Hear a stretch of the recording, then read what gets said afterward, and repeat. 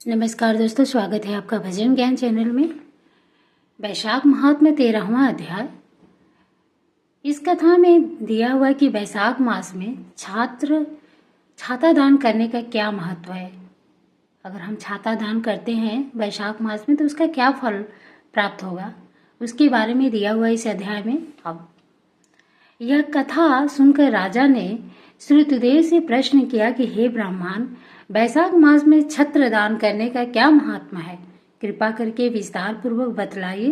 राजा के इस प्रश्न पर श्रुतदेव जिन कहने लगे, हे राजन, जो कोई धर्मात्मा वैशाख में व्याकुल महात्मा को छत्री दान करता है उसको अनंत फल मिलता है। मैं एक प्राचीन इतिहास कहता हूँ, सुनो। सतयुग में हेमकांत नामक बंगाल देश का राजा था। यह राजा कुशकेतु का पुत्र तथा अत्यंत बलवान था। एक समय वह राजा शिकार खेलने वन में गया। वहां अनेक मृग और सुकरों को मारता हुआ दोपहर में थक कर मुनियों के आश्रम में पहुंचा।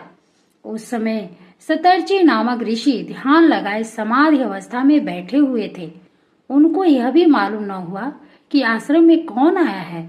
वह निश्चिंत बैठे रहे और राजा का कुछ भी सम्मान नहीं किया। इस पर राजा को बड़ा क्रोध आया और ऋषि को मारने के लिए आगे बढ़ा। तब उनके शिष्यों ने उनसे रोका और कहा, हे दुर्बुद्धि, हमारे गुरुदेव समाधिस्थ होकर बैठे हैं।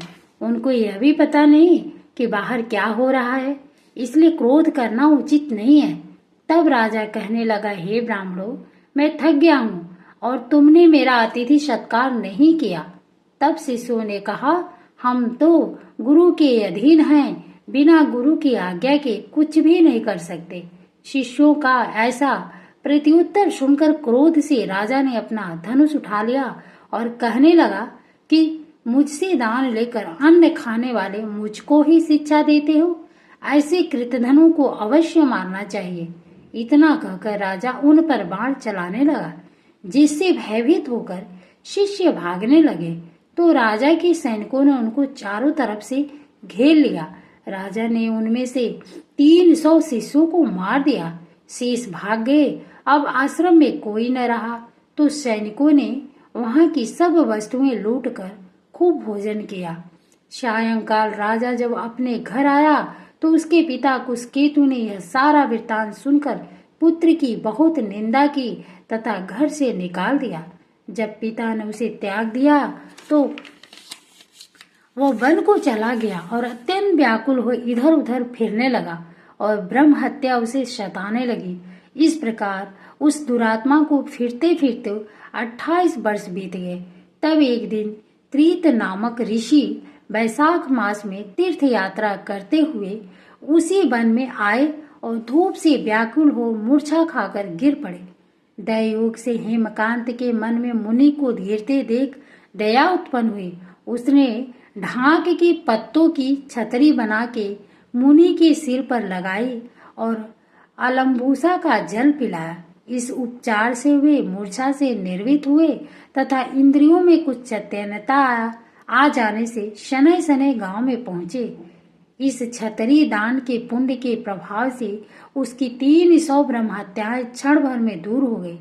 तब उसे बड़ा विस्मय हुआ कि मेरे द्वारा इतने प्राणियों को इतना कष्ट देने पर भी मेरी ब्रह्म हत्याएं कैसे दूर हो गई, किसने दूर की और कहाँ गई, इसका क्या कारण है। वह ये सोच ही रहा था कि उसकी मृत्यु निकट आ गई और उसके संग्रहणी रोग लग गया। जब उसके प्राण निकलने लगे तो 3 बड़े बड़े भयंकर यमदूत दिखाई पड़े और वे हेमकांत को मारने लगे।